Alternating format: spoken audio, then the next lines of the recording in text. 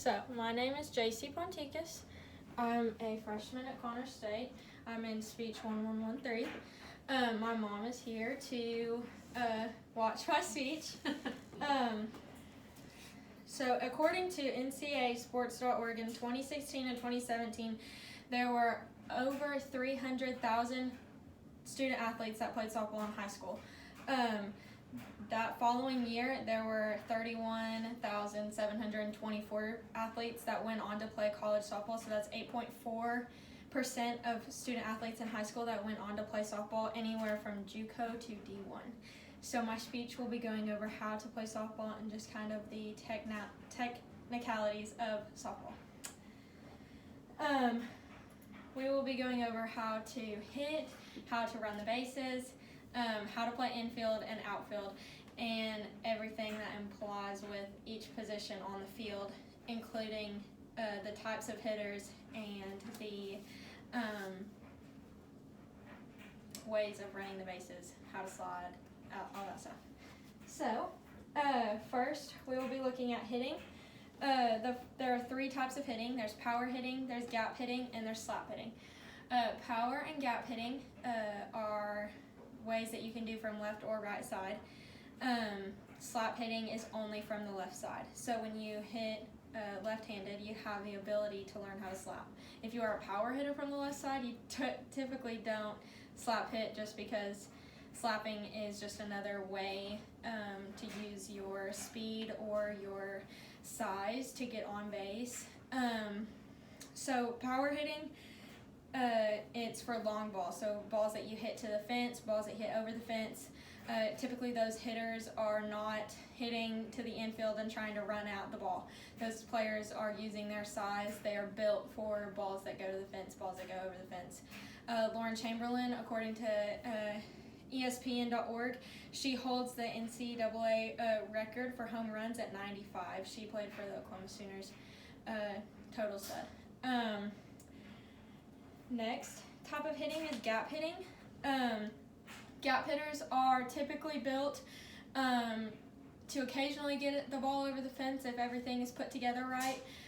But ultimately, those players are hitting to the gaps in the outfield, so in between left and right, or in between left and center, and in between center and right, or hitting those balls, line drives over the infield, but not to the outfield quite yet, so they get on for singles or doubles or anything like that. According to the owner of athletics, Oklahoma Athletics Organization in Oklahoma City, Mike Madden, he says that gap hitters are just as important as power hitters. Gap hitters get on, and that those players that get on like that hit gap hitting, they are who the power hitters come back in and hit for and hit those runs in. So although power hitting essentially is what scores, gap hitting is just as equally important in hitting. The last type of hitting is going to be slap hitting. So slap hitting is typically only done from the left side. It's where you walk toward the pitcher as she pitches, and you make contact on the walk or on the run, as hitting coaches call it. So you walk, so your feet are on the left-handed batter box, your front foot goes back, your back foot goes over, and then that's when you make contact, is when that back foot is over. And then you continue to walk or run to the first base once you make contact. Slap hitting can be done to the infield, and slap hitting can also be used to hit to the outfield and hit gap shots just as well as a right-handed gap hitter can hit. The slap hitting is also known for island shots, which island shots are hits to the 5-6 holes, so around like third and shortstop area. It's used for people that are fast to be able to run out a play that the infield is not looking for, to be able to run out or run past run out the throw to first base. Power hitters are usually in the meat of your lineup, so it's a 4, 5, 6 hole. Gap hitters are 1, 2 hole, or anywhere from 6, 7, 8, 9 hole. So it's where those gap hitters are placed. The power hitters are hit around them to hit those players in. And then slap hitters are same thing, 1, 2 hole, 6, 7, 8, 9. Those hitters, depending on the ability of the slap and gap hitters, is where you're placed in those lineups. Secondly, we will be looking at base running. So base running is one of the easiest things that you can do in softball, and that is you run as fast as you can, and hopefully you make it safe before the ball gets there. So you can't leave the bag until the pitcher releases the ball. Each pitch, you have to go back to the bag and then take off again. Stealing, same way, you can only do it after the ball has been released. Sliding, you can either slide feet first, and that is where you put one foot up underneath you and the other one is extended out, and then you slide into the bag that way. Or you can go head first, where you extend your arms up and you dive into the bag like that. Either way is effective. You can slide in any way to any bag. It's completely dependent on what one you feel more comfortable with when you slide. Thirdly, we'll be looking at how to play the infield. So the infield is consistent of the pitcher and catcher, which are two of the most important players on the field, and then the corners, which is first and third, and then the middle infield, which is short and second. So the pitcher and catcher are important because the pitcher and catcher constantly, every single pitch, have the ball. The pitcher uses her underhand motion to pitch the ball to the catcher. The main goal of the pitcher is to get it across the plate, either to create a hit that her defense can field and get it out, or her goal is to throw a strike so that the player at the plate gets called out. The catcher then receives the ball from the pitcher every pitch and frames it in order to help that pitcher, if she's missing a spot, to frame the pitch to even get the umpire to call a strike, to get it ahead in the count against the batter.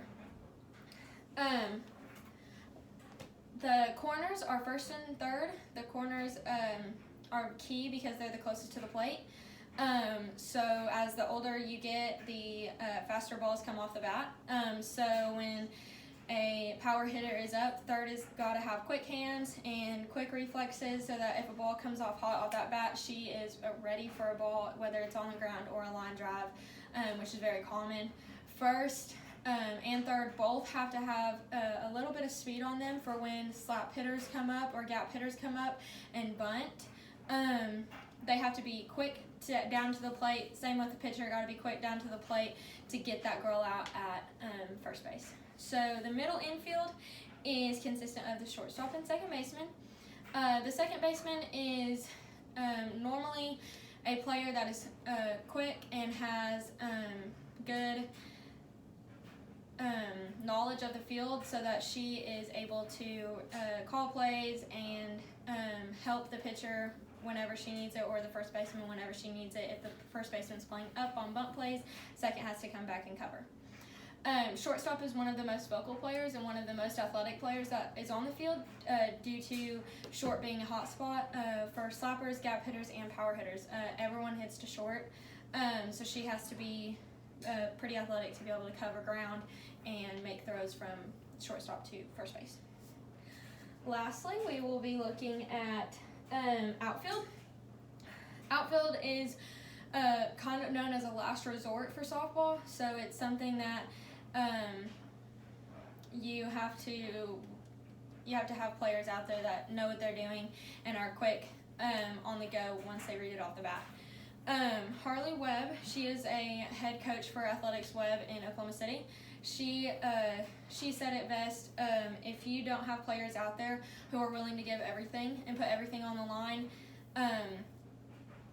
you have the wrong players out there. Outfield is essentially, it's either them or the fence, and if it's the fence, the base runners are just running and running and running. So those outfielders are put out there specifically to keep the ball in front of them and to keep the ball going to the infield as quick as possible.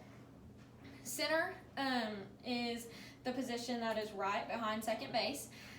They are a loud vocal player as well, someone that can read the ball off the bat and is very loud in the outfield. Right field usually has a bad rap because it's usually known for the player that is not as athletic as everyone else on the team, but as the older you get, more balls get hit to right field, so you have to have someone out there that's reliable and has a quick throw, so that if they do get a ground ball or something, they're able to throw that player out at first or second if the base running positions are set up that way. So then left field, the last position on the field, is a place that you have to have someone that is fast and, again, vocal. Outfield is totally about being vocal and being able to call fly balls. If left and center are going at it, you have to have someone who the center fielder trusts to go and make those plays.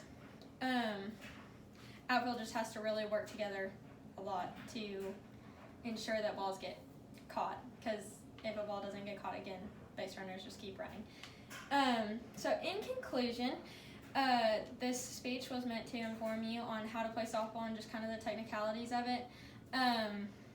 It shows you all the aspects: hitting, base running, infield, and outfield. So I hope that it helped a little bit on how to play softball and all that.